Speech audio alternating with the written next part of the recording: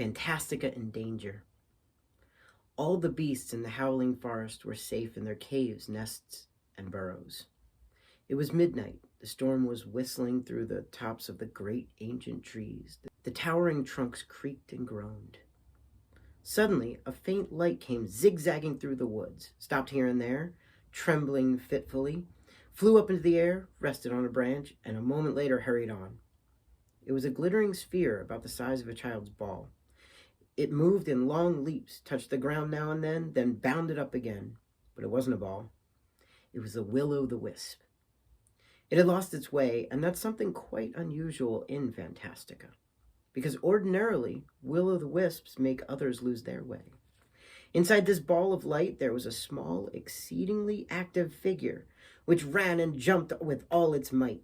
It was neither male nor female, for such distinctions don't exist with will-o'-the-wisps.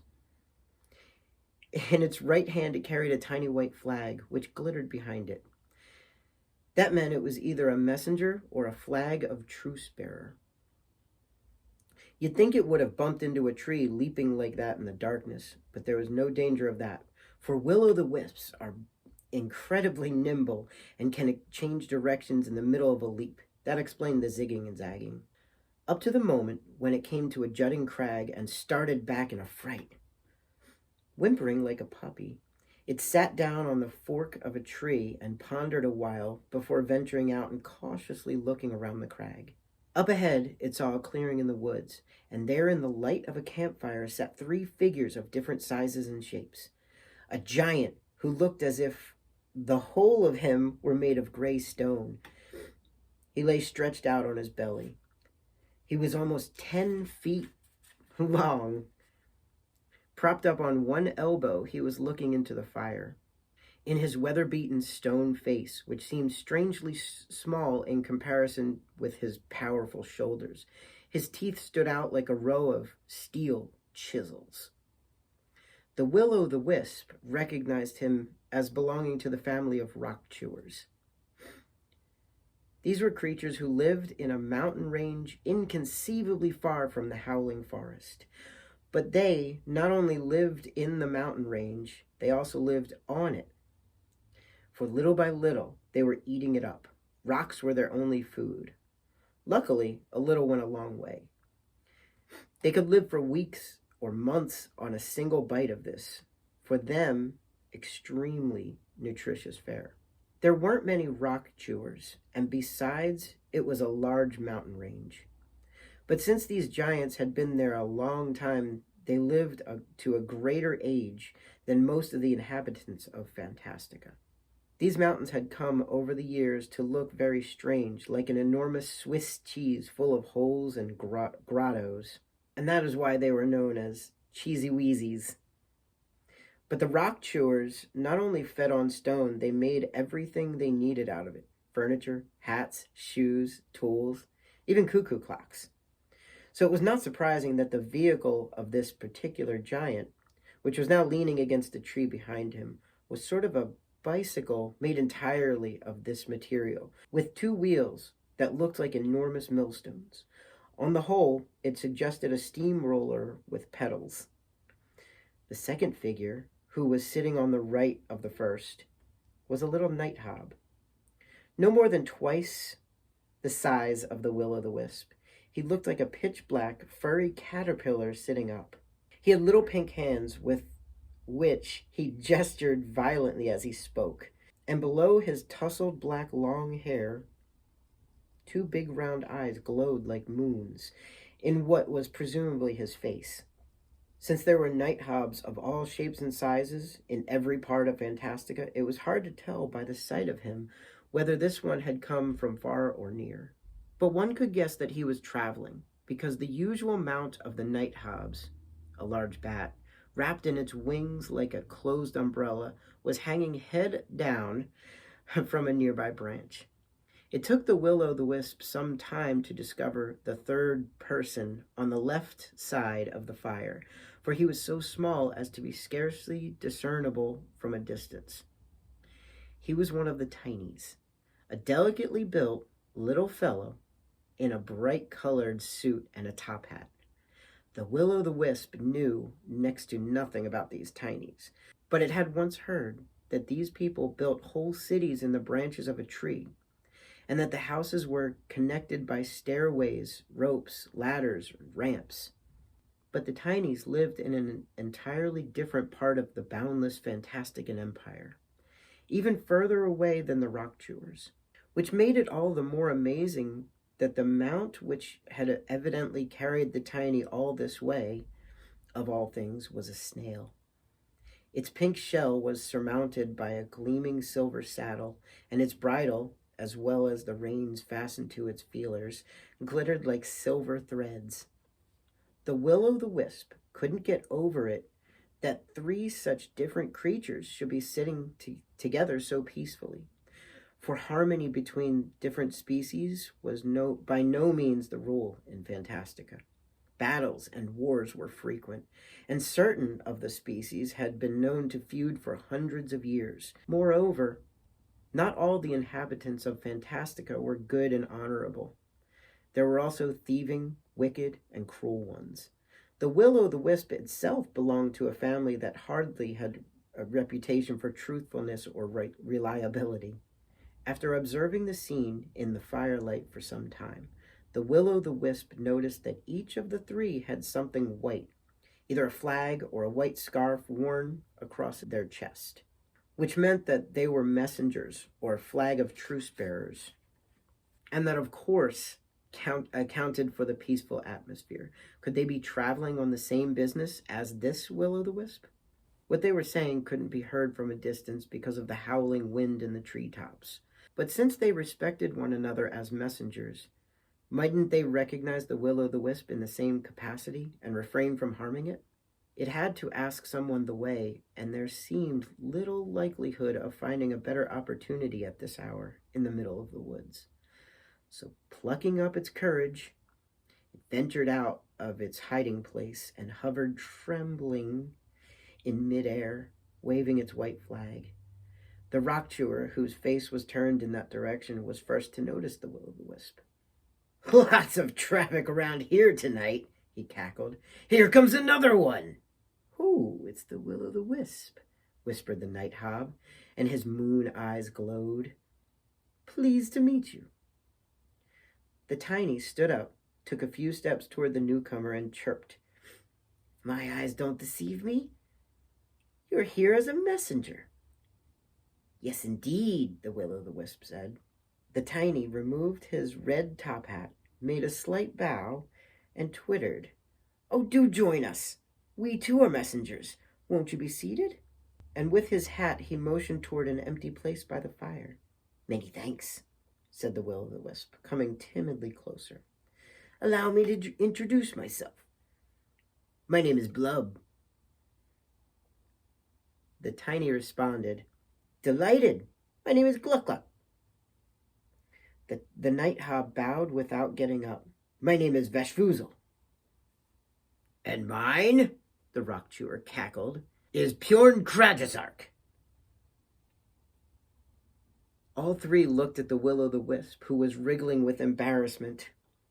Will-o'-the-wisps find it most unpleasant to be looked full in the face. "Won't you sit down, dear Blub?" said the tiny. "To tell the truth," said the will-o'-the-wisp, "I'm in a terrible hurry. I only wanted to come by and ask if by any chance you knew the way to the ivory tower." "Whoo!" said the will-o'-the-wisp. "Could you be going to see the childlike empress?" "Exactly," said the will-o'-the-wisp. "I have an important message for her." "What does it say?" said the rock chewer. "But you see," said the will-o'-the-wisp, shifting its weight from foot to foot, "it's a secret message." "All three of us, have the same message and mission as you," replied Vashvoozle, the night hob. "That makes us partners." "Maybe we even have the same message," said Gluck the tiny. "Sit down and tell us," Pjorn Krajzark said. The will-o'-the-wisp sat down in the empty place. "My home," it began after a moment of hesitation, "is a long way from here. I don't know if any of those present has heard of it. It's called Moldymore. Whoo! cried the night hob delightfully. A lovely country. The will-o'-the-wisp smiled faintly. Yes, isn't it? Is that all you have to say, Blub? Pure Krajazark cackled. What is the purpose for your trip? Something has happened in Moldymore, said the will-o'-the-wisp haltingly. Something impossible to understand. Actually, it's still happening. It's hard to describe. The way it began was, well, in the east of our country, there's a lake. That is, there was a lake. Lake Foaming Broth, we called it. Well, the way it began was like this. One day, Lake Foaming Broth wasn't there anymore. It was gone, see? You mean it dried up? Gluck-Gluck inquired. No, said the will-o'-the-wisp. Then there'd be dried up lake, but there isn't. Where the lake used to be, there's nothing. Absolutely nothing. Now do you see? A hole? The rock chewer grunted. No, not a hole, said the will-o'-the-wisp despairingly. A hole, after all, is something. This is nothing. Nothing at all. The three other messengers exchanged glances. What? Who does this nothing look like? Asked the night hob. That's just what's so hard to describe, said the will-o'-the-wisp unhappily. It doesn't look like anything. There's no word for it. Maybe, said the tiny. When you look at that place, it's as if you were blind. The will-o'-the-wisp stared open-mouthed. Exactly, it cried. But where, I mean, how, have you the same? Wait a minute, the rock chewer crackled. Was it only this one place? At first, yes, the will-o'-the-wisp explained. That is, the place got bigger little by little, and then all of a sudden, Foggle, the father of the frogs, who lived in Lake Foaming Broth with his family, were gone too. Some of the inhabitants started running away, but little by little, the same thing happened to other parts of Moldymore. It usually started with just a little chunk, no bigger than a partridge egg. But then these chunks got bigger and bigger. If somebody put his foot into one of them by mistake, the foot or their hand or whatever else they put in, that would be gone too. It didn't hurt. It was just that part of whoever it was would be missing. Some would even fall in on purpose if they got too close to this nothing. It has an irresistible attraction. The bigger the place, the stronger the pull. None of us could imagine what this terrible thing might be, what caused it, what we could do about it. And seeing that it didn't go away by itself, but kept spreading, we finally decided to send a messenger to the childlike empress to ask for her advice and help. Well, I'm that messenger. The three others gazed silently into space. After a while, the night hob sighed. Whoo! It's the same where I've come from, and I'm the traveler on the same errand. Hoo-hoo! The tiny turned to the will-o'-the-wisp. Each of us, he chirped, comes from a different part and province of Fantastica. We've met entirely by chance, but each one of us is going to the childlike empress with this same message. And this message, grated the rock chewer, is that all of Fantastica is in danger. The will-o'-the-wisp cast a terrified look at each one in turn. If that's the case, it cried, jumping up, we haven't got a moment to lose. We were just going to start, said the tiny. We only stopped to rest because it's awfully dark here in the howling forest. But now that you've joined us, Blub, you can light the way. Impossible, said the will-o'-the-wisp. Would you expect me to wait for someone who rides a snail? Sorry. But it's a racing snail, said the tiny, somewhat miffed. Otherwise, hoo-hoo! The night hob sighed. We won't tell you which way to go. Who are you people talking to? The rockbiter cackled. And sure enough, the will-o'-the-wisp hadn't even heard others' messenger's last words, for it was already flitting through the forest in long leaps. Oh well, said the tiny, pushing its top hat back onto the back of its head. Maybe it wouldn't have been such a good idea to follow a will-o'-the-wisp. To tell you the truth, said the night hob, I prefer to travel on my own, because I, for one, fly. With a quick hoo-hoo, he ordered his bat to make ready, and whoosh, away he flew. The rock chewer put out the campfire with the palm of his hand. I, too, prefer to go by myself, he crackled in the darkness. Then I don't need to worry about squishing some wee creature. Rattling and grinding, he rode his stone bicycle straight into the woods, now and then thudding into a tree. Slowly, the clatter receded in the distance. Gluck-Gluck, the tiny, was the last to set out.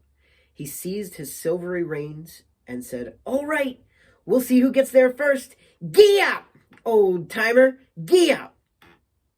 And as he clicked, and then there was nothing to be heard but the storm wind howling in the treetops. The clock in the belfry struck 9. Reluctantly, Bastian's thoughts turned back to reality. He was glad the Neverending Story had nothing to do with that. He didn't like books in which dull, cranky writers describing humdrum events in the very humdrum lives of humdrum people.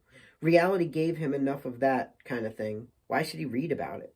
Besides, he couldn't stand it when a writer tried to convince him of something, and these humdrum books, as it seemed to him, were always trying to do exactly that. Bastian liked books that were exciting or funny or that made him dream. Books where made-up characters had marvelous adventures. Books that made him imagine all sorts of things. Because one thing he was good at, possibly the only thing, was imagining things so clearly that he almost saw and heard them. When he told himself stories, he sometimes forgot everything around him and awoke, as though from a dream. Only when the story was finished, and this book was just like his own stories. In reading it, he had heard not only the creaking of the big trees and the howling of the wind in the treetops, but also the different voices of the 4 comical messengers, and he almost seemed to catch the smell of the moss and forest earth. Down in the classroom, they were starting in on some nature study that consisted almost entirely in counting pistils and stamens.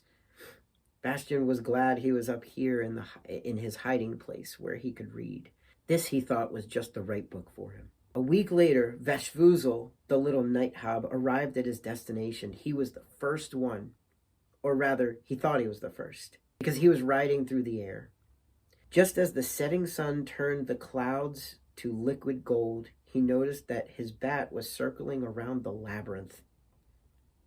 It was the name of an enormous garden, extending from horizon to horizon and filled with the most bewitching scents and dreamlike colors. Broad avenues and narrow paths twined their way among corpses, lawns, and beds of the rarest, strangest flowers in his design, so artfully and intricate that the whole plain resembled an enormous maze. Of course, it had been designed only for pleasure and amusement, with no intention of endangering anyone, much less of warding off any enemies.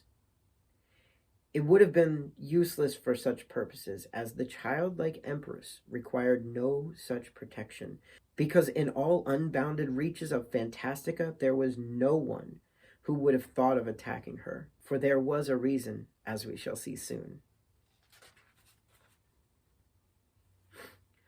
While gliding soundlessly over the flowery maze, the night hob sighted all sorts of animals. In a small clearing between lilacs and laburnums, a group of young unicorns was playing in the evening sun, and once, glancing under a giant bluebell, he even thought he saw the famous phoenix in its nest.